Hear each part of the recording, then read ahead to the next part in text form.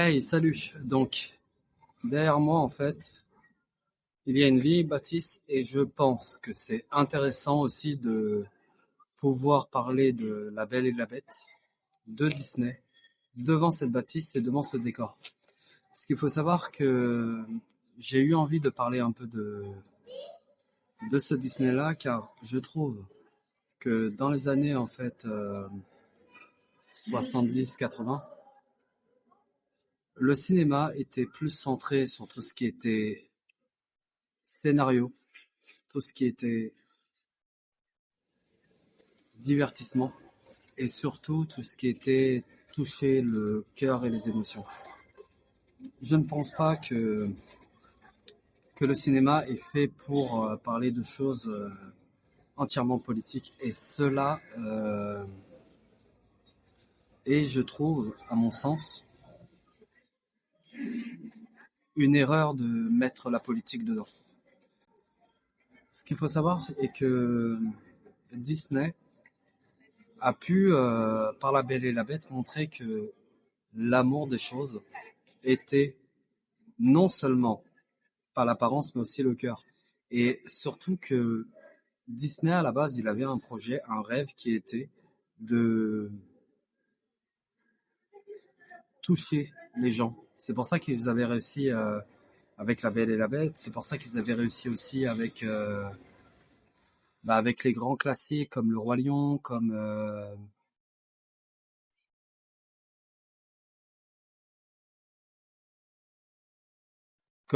tout ce qui va être Peter Pan. Et ce qui a perdu Disney, je pense, c'est vraiment le côté politique. Il n'est pas possible en fait de mettre de la politique dans quelque chose qui est de l'art, parce que l'art normalement doit parler au cœur. Et en soi, je trouve que cela est une erreur de vouloir mélanger les deux choses. Ce qui sera important est de revenir aux bases, les bases du cinéma, qui est pas de politique, qui est le cinéma, le divertissement. Et je trouve que ce que Disney a perdu actuellement,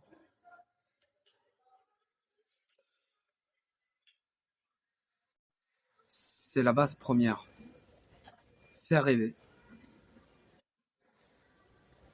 Et quand j'ai monté justement, quand j'ai monté justement la plateforme, je n'ai pas pensé à politique, mais plus passion. Il n'est pas normal dans un monde actuel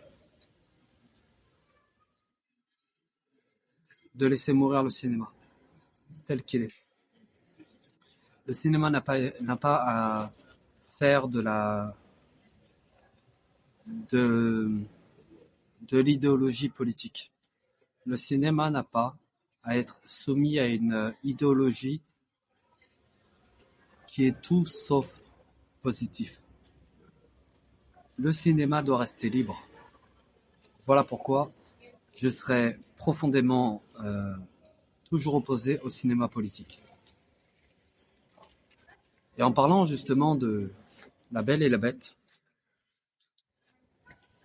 le début justement de ce long métrage d'animation que Disney avait fait parlait justement que la véritable beauté venait du cœur.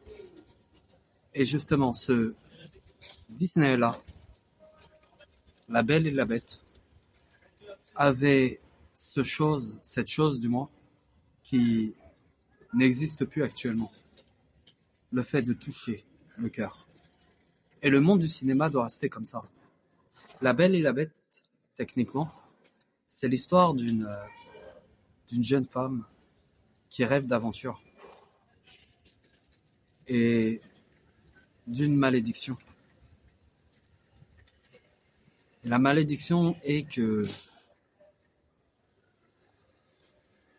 le personnage principal en soi, masculin, qui, d'une apparence, ressemble à un monstre, est en réalité le plus humain que celui qui devait être humain, c'est-à-dire Gaston, cette vieille chèvre. Gaston est la représentation du bad boy, le mec qui se pense parfait. Mais au final, ce que Disney a pu montrer, c'est que par ce dessin animé-là, si les gens se permettent de regarder au-delà des apparences, alors peut-être qu'ils pourraient trouver un trésor. Et, et je trouve que le Disney en général, là, celui-là, est très beau. Et je le conseille à la nouvelle génération qui, je pense, pourrait trouver quelque chose d'autre que ce qui se passe en ce moment dans le cinéma. Car le cinéma n'est pas une question de intellectualiser les films, mais c'est plutôt une question de cœur uniquement, d'émotion. Et, et c'est important de laisser, en dehors de toute idéologie politique, de laisser la chance à tout ce qui est cinéma, entièrement divertissement. Je pense que le cinéma n'a pas à être politisé et ne devrait jamais l'être. Car de tout temps, du moins avant ces 30 dernières années, le cinéma n'était pas idéologique, mais plutôt émotionnel. Et le cinéma doit rester divertissant dans plusieurs points. Il est normal que certaines personnes ne sont pas d'accord et il est totalement normal de comprendre que le cinéma, c'est assez vaste. Et je suis content. Je suis content de voir qu'en réalité, qu'il est possible. En soi, La Belle et la Bête, ça parle d'une jeune femme qui rêve d'aventure, qui lit les histoires d'amour dans les romans. Ça serait un peu comme si que des jeunes filles actuelles ou femmes actuelles lisaient des e-books ou regardaient des films, bref, se divertissent. Et de là, elle rencontre la bête pour sauver son père.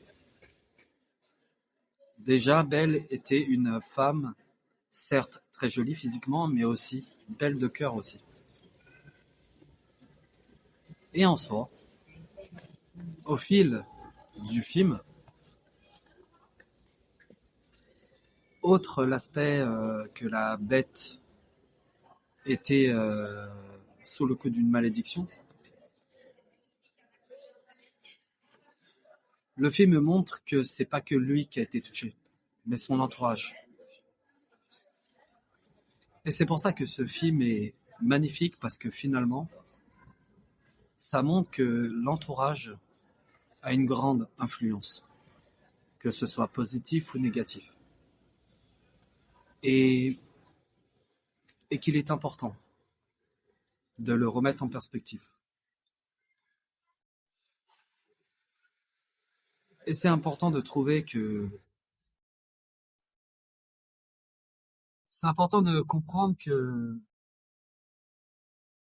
le cinéma doit rester indépendant. En tout cas, je vous souhaite à tous de faire attention à votre entourage. Je vous souhaite à tous de trouver une raison, une quête à poursuivre. Et en tout cas, passez une très bonne journée et n'hésitez pas, si vous avez le temps, à découvrir dans le lien en bas de cette vidéo en fait, qui est une plateforme de streaming que j'ai pu monter et qui et qui, je l'espère, pourra trouver son public, un public passionné de cinéma. Et n'hésitez pas, si besoin, d'écrire en commentaire les améliorations par rapport à ce genre de format. Et en tout cas, passez à tous une bonne journée. Faites attention à vous surtout. Et n'abandonnez jamais vos rêves surtout.